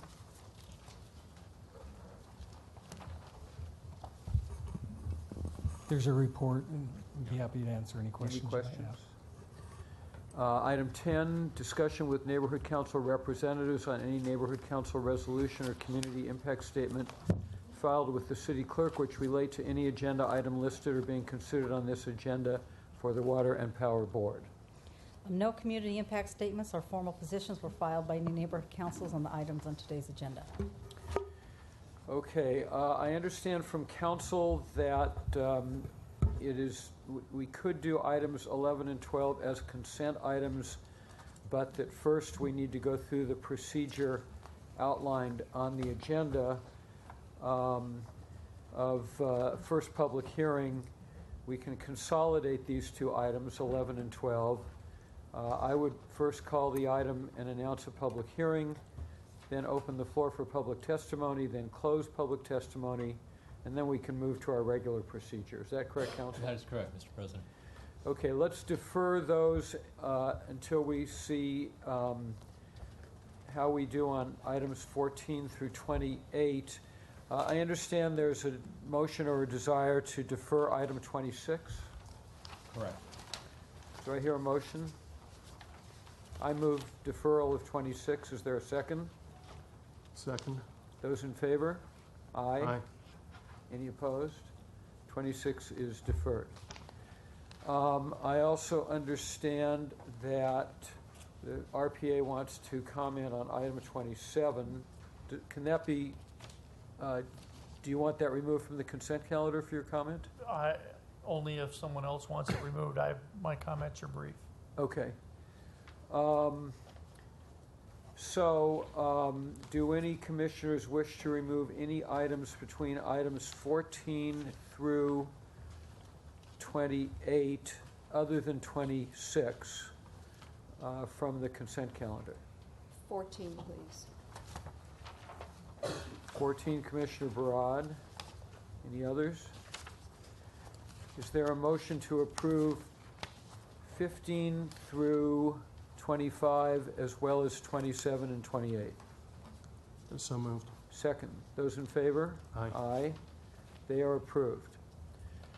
Okay, we'll now go back to items 11 and 12, consolidated.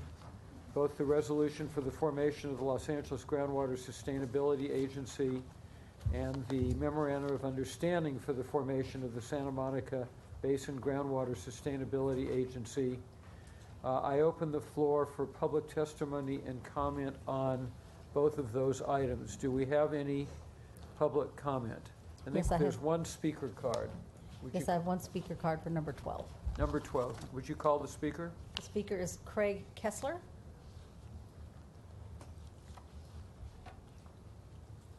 Good afternoon, President Levine, members of the board, and I'll be extremely brief. My name's Craig Kessler. I'm represent the Southern California Golf Association, and clearly wanted to come here this afternoon and support the staff recommended alternative. And since you've combined them, we certainly support number 11 as well. I want to thank staff for pointing out the we believe there's a fifth golf course customer.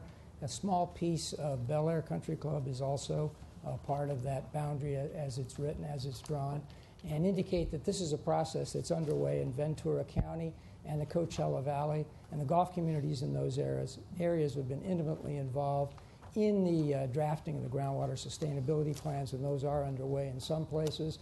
And they have a long and good relationship with DWP.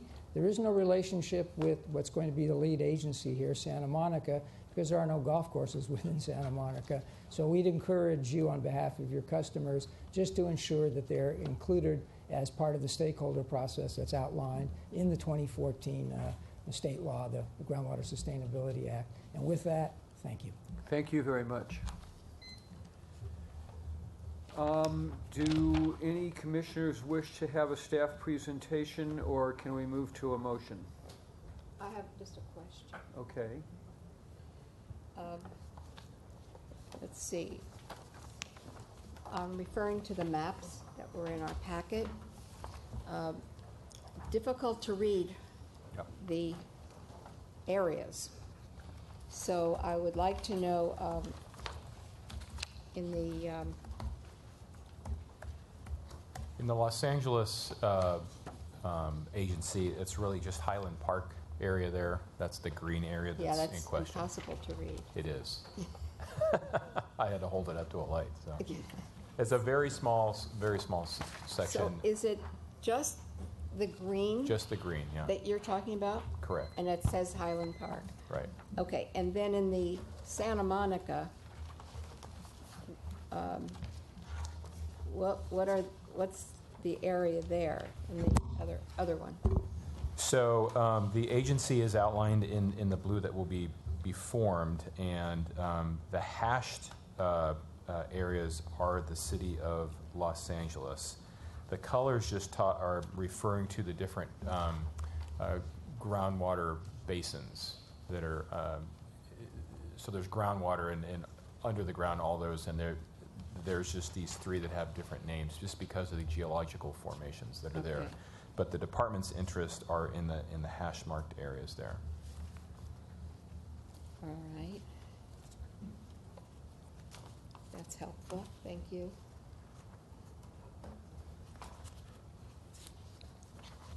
What's the other one?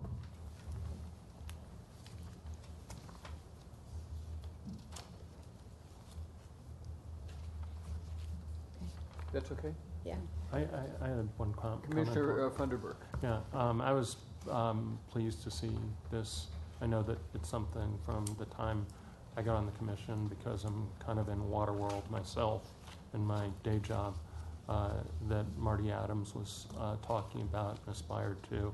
And it's great to see that Richard, that I have confidence you and Dave Pettyjohn and whoever will manage our role in this to optimize what we can get out of these relationships. I'm highly confident that the team you have will do that, and look forward to being kept up to date on its development. So thank you.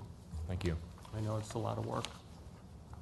Council, did you wish to give us some guidance? So at this point, if there are no further questions or comments, we would close the public hearing, and then you can move for a vote on the two resolutions. Is there a motion in support of the two resolutions? So moved. Second. And I understand procedurally in these instances, Barbara will conduct a roll call of votes. I assume we can do a consolidated vote for 11 and 12. I'm Yes. just operating under the assumption the votes will be the same on 11 as they will be on 12. So Barbara, please call the roll. Okay, Commissioner Berard, Aye. Commissioner Funderburk, Aye. Commissioner Levine, Aye. Commissioner Noonan. Aye. These two are enacted. So the one remaining item is 14. We do need item 13, the minutes. Oh, I'm sorry, and the minutes. And Dr. Pickle has comments on 27 that we've already passed. Is there a motion to approve the minutes of the regular board meeting of April 18th? I have an addition. Commissioner Broad has an addition. Item 4.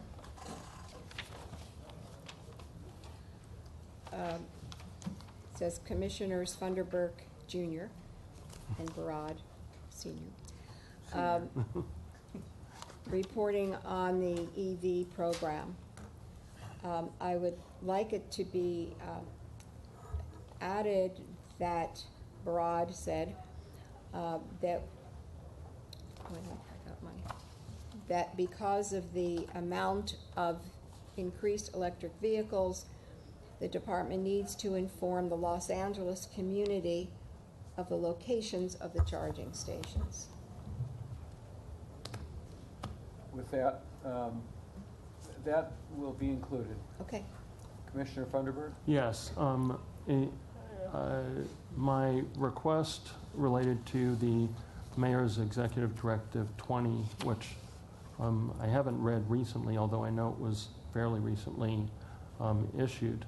But if you could add to the Mayor's ED 20, just so that it's clear what that is to future readers of these minutes,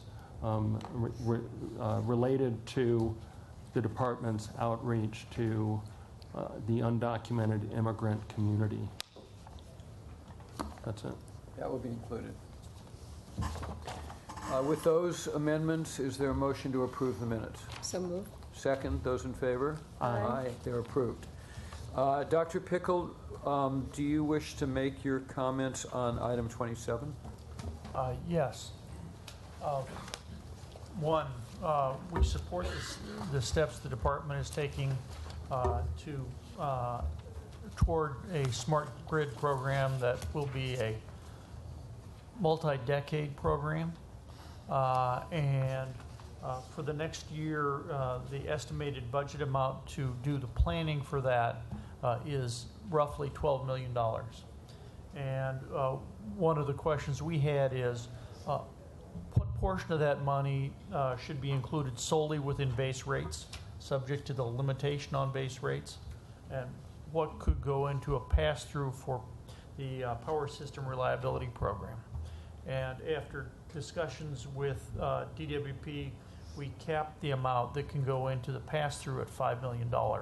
But first, funds have to come out of the base rate, and then if the $5 million cap is reached, then any amount in excess of that would have to come out of the base rate again.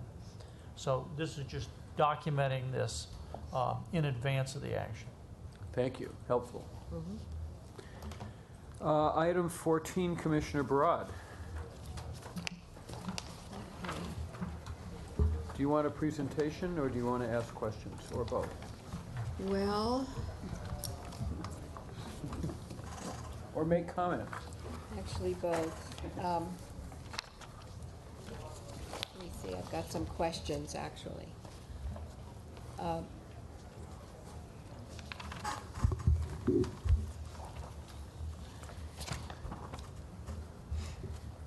Sorry. In our notes, it says that that the program was established in 1990, and training experience, classroom instruction, and mentoring to more than 3,000 at-risk 16 to 20-year-old students. So this is high school students, and I assume some that never did finish high school because they're up to 20 years old. And while I certainly commend us for focusing on at-risk students in Los Angeles, I wanted to ask what tracking we've done. What are the results of the tracking that we've done regarding their continued education, and also if they have then gone on to work DWP, because it says at this time there are 6 graduates of the academy employed at DWP and 1 in the city. So if we've mentored more than 3,000 and we have 7 that have taken advantage of the program, I think that we need to speak to these numbers. And I wondered if you could clarify that, particularly since that we're spending over $91,000 a year on the program. Okay, so if you may recall, 3 years ago, Commissioner Barad, when we were here on this item, Commissioner Fleming at that point had asked us what we were doing in terms of being able to track these students when they leave the program, and then a lot of them go on to four-year universities and some don't.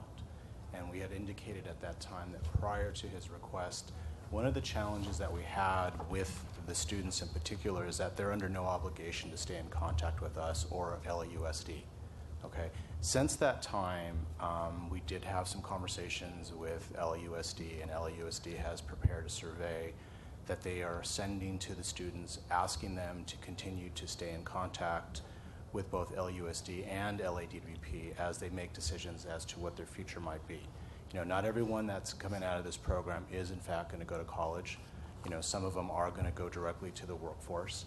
And so part of what we do in our program with them is provide them with information in terms of those jobs that they can apply both with the City of Los Angeles and with DWP that don't require them having to have a four-year degree.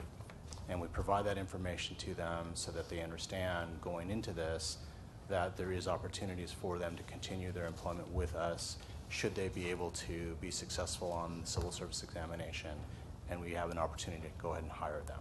What kind of jobs are they doing in DWP and in the city? So for the most part, they are in clerical positions. Some of them are of the 7 that we have now, they are doing clerical work. They are, I think, administrative clerks with the city, which is the entry-level clerical position that we have in both the department and the City of Los Angeles. If you may recall from our last time that we had this conversation, we had a number of the YSA students who were very interested in becoming engineers. And so one of them in particular had been working directly with one of the engineering groups within, I think, the power system. And so we are tracking him closely. He is now a third-year engineering student. We've provided information to him specifically about our student engineer program, which will allow him to participate in that as a junior and as a senior. And then hopefully when he's done with his four-year degree, he'll be able to take the examination to come and work as an engineer for the department. So right now, of what we've been tracking, understanding the difficulty that we've had in the past, those are the 7 that we know specifically are employed in the city right now, but we're going to continue working with LAUSD and trying to get more information from the students so that we have a better sense of those that are going to be working for us. Is that 7 out of 3,000? Well, remember, we hadn't started tracking this information until the last time we met, which was 3 years ago. Part of the challenge that we've had is that when they leave, they leave. There's no obligation for them to stay in contact with us. And so what we've been trying to do, and I won't speak for LAUSD, I can only speak for DWP, what we've been trying to do is continue to have dialogue with them as they go off to college. How do we do that?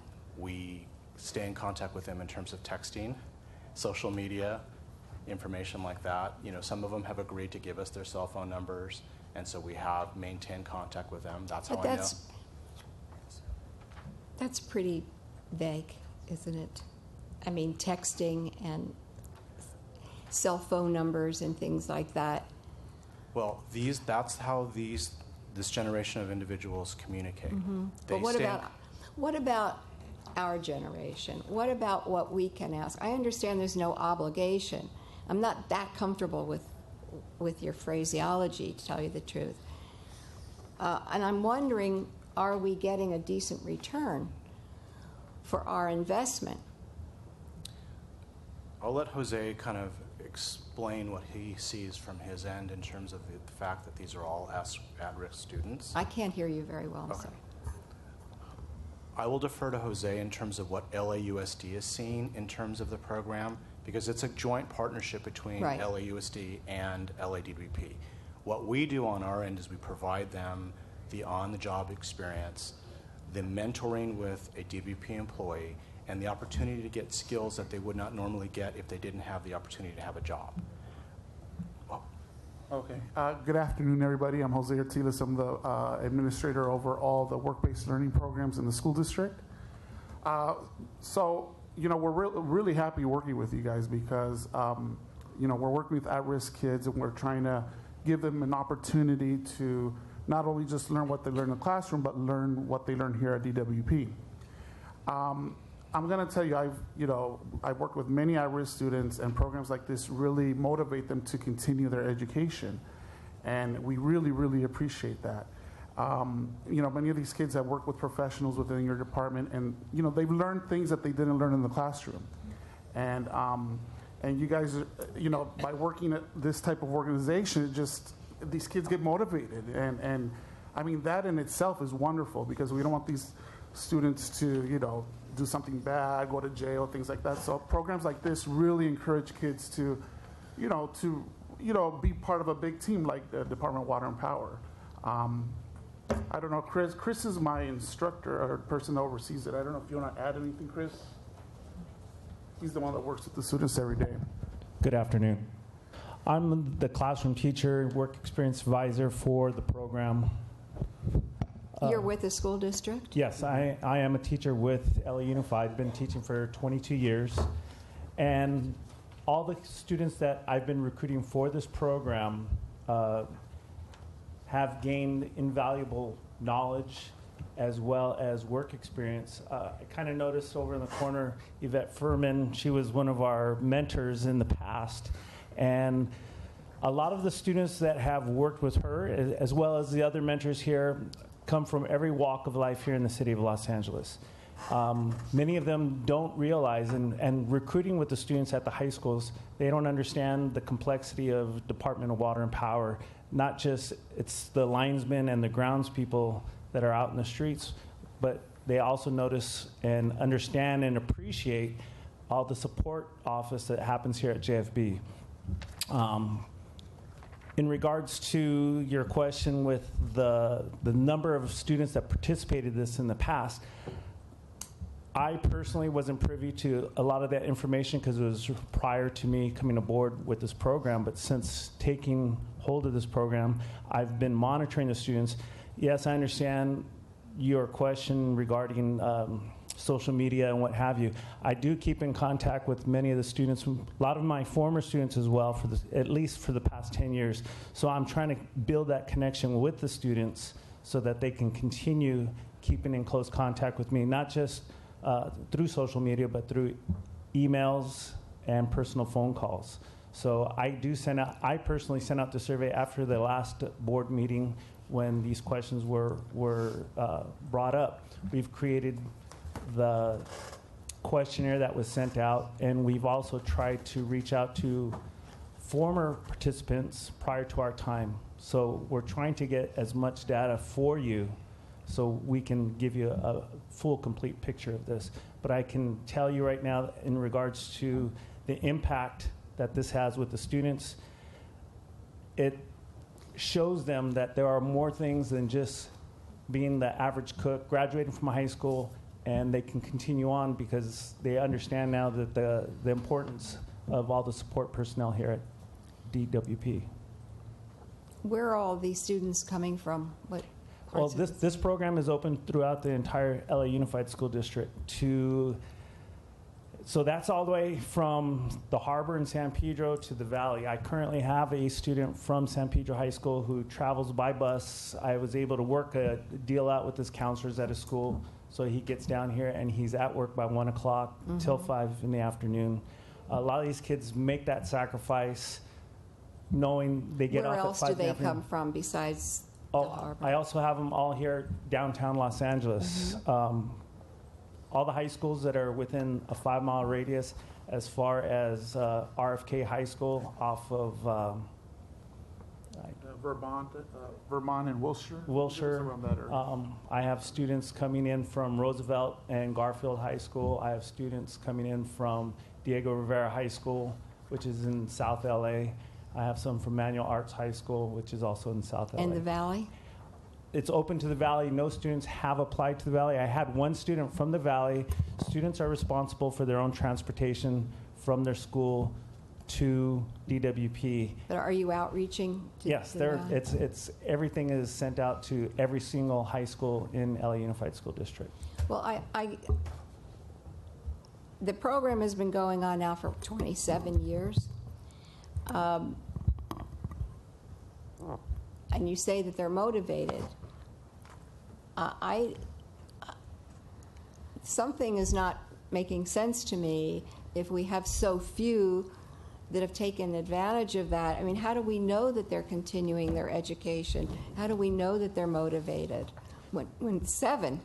Well, as I mentioned, a lot of the students now, since I have taken over the program, have been keeping up with me because I do make sure who graduates from high school, what school. I receive letters of their college acceptance letters of where they will be attending high school. In regards to the small numbers that it perceives to be a disparity, I think the biggest problem, and it's not necessarily a problem, I think it's just them realizing that this is a city job that they would have to apply. And they have no access. There's no special dispensation that they're going to get hired because they were in the Youth Service Academy over somebody else who wasn't. They're still facing that wall, that hurdle that I think the general public faces. What have we, and I say we meaning DWP along with the school district, what have we learned from this over 27 years? How to work with these at-risk students? I don't understand the question. Well, what have we, if it's been 27 years, and you say, well, here's a problem, and here's a problem, and well, what have we learned? What are we doing differently and making this program a success? I think one thing that we did learn over this time is having that door open to give students an opportunity to show them, especially here myself as a graduate of LA Unified School District, some things seem to have been limited for our students. By participating in this, the students now are recognizing they are just a regular person like everybody else that has every opportunity to succeed and to do better than what was shown to them in their first 15 years of their lives, that the city does offer opportunity for growth. A lot of students usually get stuck within their 3 to 5 mile radius of where they graduated from high school, as opposed to moving on to colleges and striving for that next level of success. Now, you said that for some of these entry-level positions, they don't need a college education, but do they all need to be high school graduates? Yes. I believe all city jobs, as we've been looking at it in the classroom and looking at all the prerequisites, the main one is a high school graduate diploma. And what are you finding in your numbers with these students that you've recruited? What percentage now are actually graduating high school? All 100%. 100%? Yes. In regards to that question that you had with the number, the age group from 18 to 20, there are some students who may have been held back maybe in 9th grade or maybe elementary school, graduating at 19. Students that are in the ESL program, English as a second language, they have the opportunity to stay in school beyond 18. They can stay in school, I think, till they're 20 years of age, till they receive their high school diploma. So in a sense, you're still going to find that age group within that level at a high school level. That's, in a sense, why some of them are at risk, because there's some kids that are getting discouraged. Why is it taking so long? They haven't met all their high school requirements. This is another carrot dangled in front of them for them to strive for that All right, success. so I understand that they're being motivated to graduate high school, but I don't see any any indication that they're coming to work for the city or for DWP. So to that question, Commissioner Barad, one of the challenges that the students have, just like anyone else who is going to be trying to apply for a entry-level position with the City of Los Angeles and with the Department of Water and Power, is that there are a number of people that they're going to be competing with for these positions. Okay, the administrative clerk is a good example.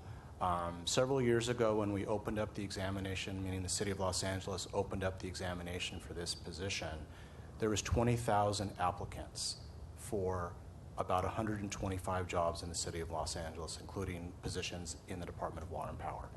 Okay, 20,000 people took the civil service examination for that. Okay, it's a very daunting and challenging proposition for these students, because in most instances, a lot of them didn't even know that that the city was an employer of choice for them. A lot of them didn't even know that the Department of Water and Power was a place that they could go work for.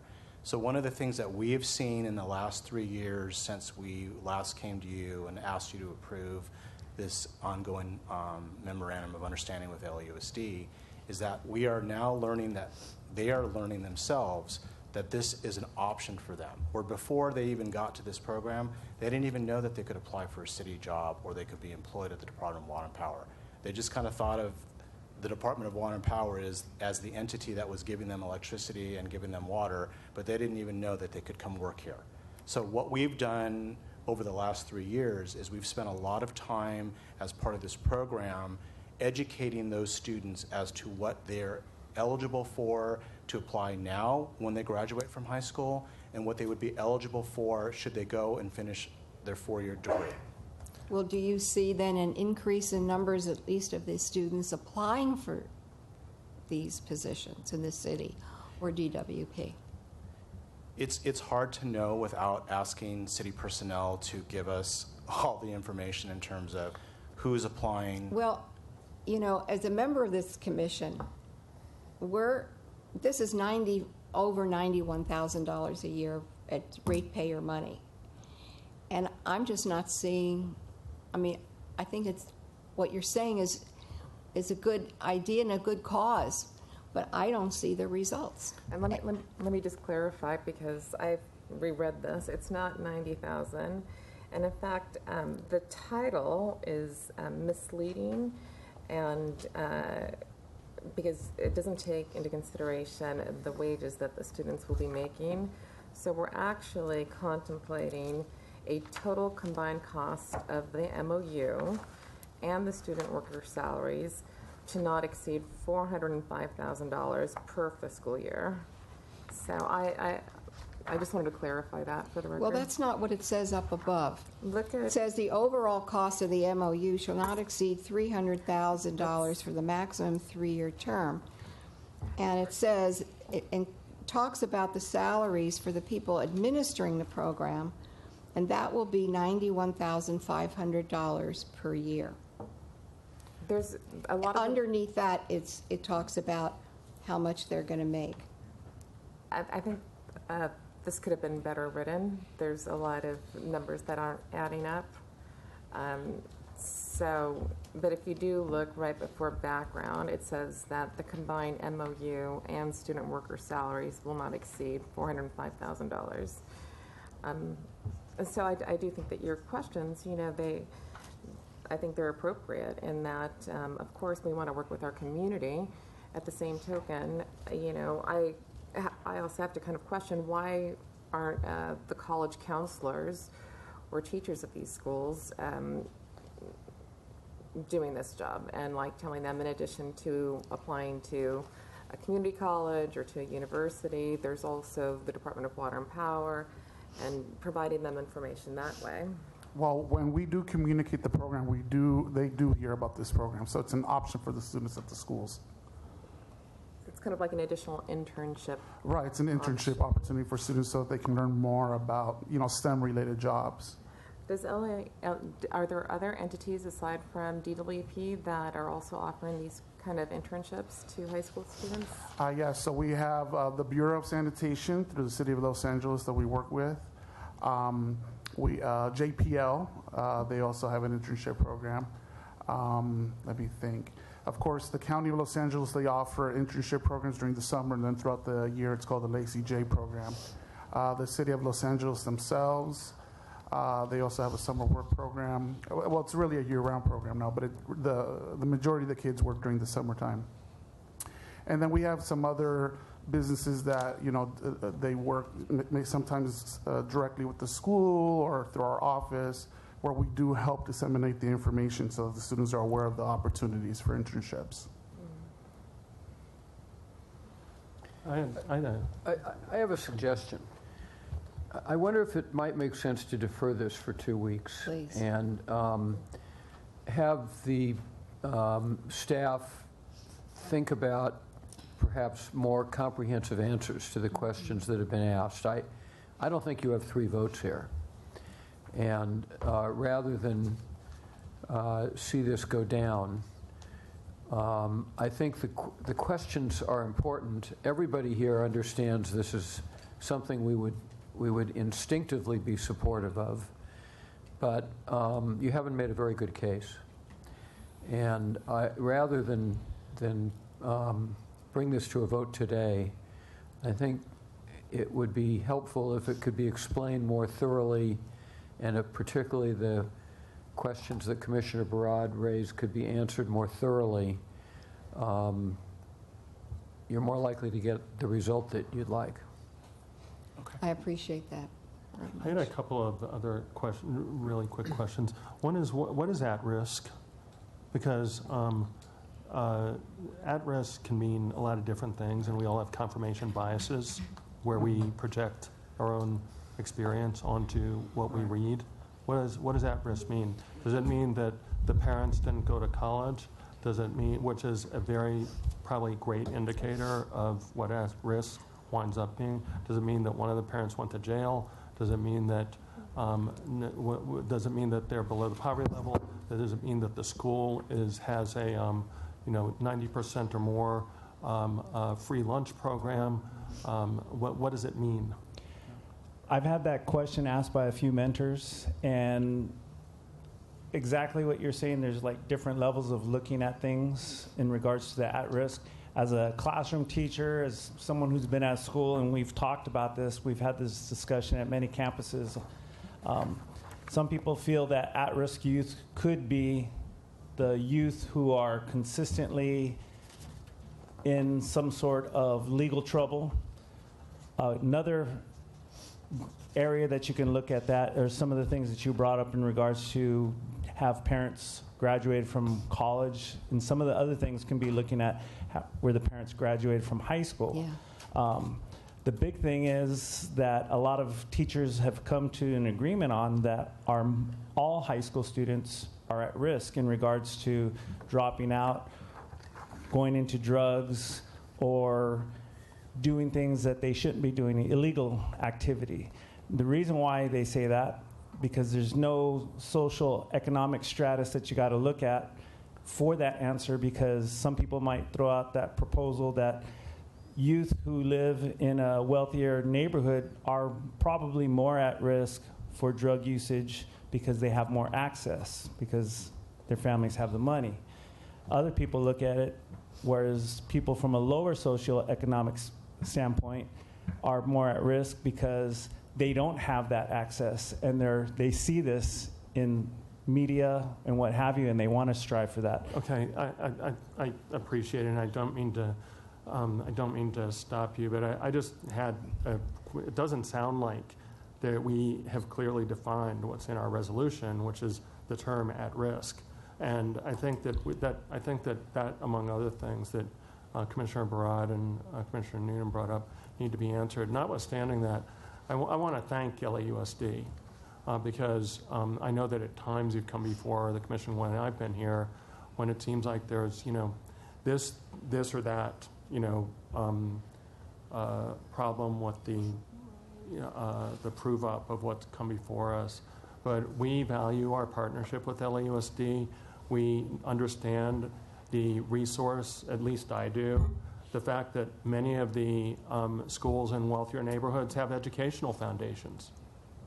Nobody talks about that. Well, that's the reason why college counselors can't participate in some of these schools, because the parents are funding college counselors externally at some of these schools that are in wealthy neighborhoods.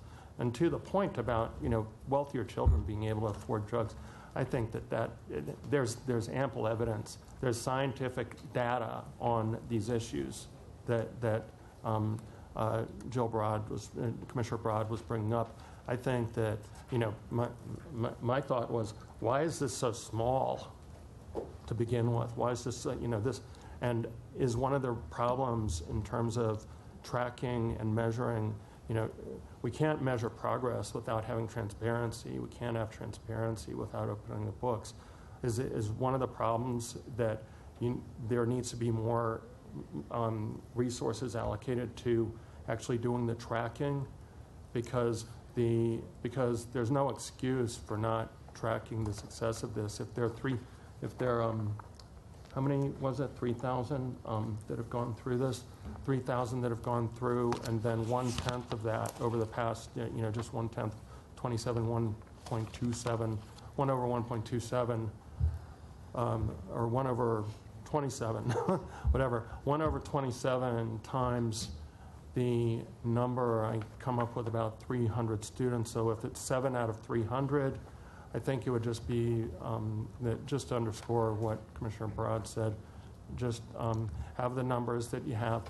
And just on a go-forward basis, if we don't have them, we don't have them. But just make sure that when this comes back before us, it's that there is some way of measuring the progress, because I have no doubt that David Wright and Donna Stevener would not put their names on, they signed this, would not put their names on a program that's worthwhile and has, multiple benefits for this organization. So I trust that. I think that just how it's presented needs to be tweaked. It'll, we'll have a finer proposal, and maybe, continue to increase the commitment that DWP has in working with the LAUSD students, not just on workforce, but also on, issues like sustainability, where we've also worked very closely with LAUSD. So thank you to LAUSD for coming here. Oh, thank you. We appreciate the time that you spent. Is there a motion to defer for 2 weeks? So move. Second. Those in favor? Aye. Thank you, guys. Thank you. Thank you. Council? Can I, Yes.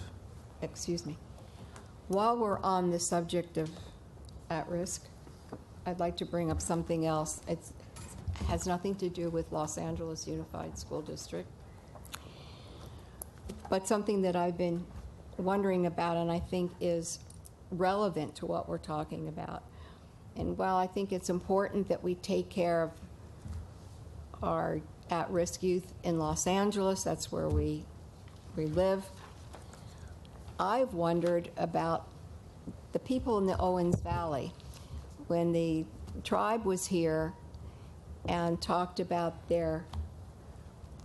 what's happening there, sure, we can fix the pipes, but what are we doing to help the people there? We do have a summer worker program that we've had for a very long time. We have a good number of youth that from the local high schools that work the whole summers with us. So we've had that program for a long time, very well received. I assume your next question might be how many of them stayed on or got jobs with us. I can certainly get you the number of how many. That would be and again, it's mostly for a summer job, but I'll try to see. Yeah. Again, it's probably going to be anecdotally what we have of who actually hooked on with us. But many of them either go into the trades with us or stay up there or leave the valley, but some will go off to college. And I do know at least one that came back. Because what I'm looking at, Richard, is the long term, and I think we're talking here about what happens to these students long term in their future, and the same with the Owens Valley. The other one that I'm wondering about is the Navajo power plant. When this is eventually shut down, what happens to those students, those people? what do they do? Commissioner, And- this might be an appropriate item for a future agenda because we're on the Yeah. MOU for this. So if that's an instruction for a further report That's- back, then thank then you. we can do that. Yes. But not for a discussion I item just today. wanted to bring it up now so that I can put it on for the future because I think it's kind of all ties together. Noted. Thank you. Thank you. Council?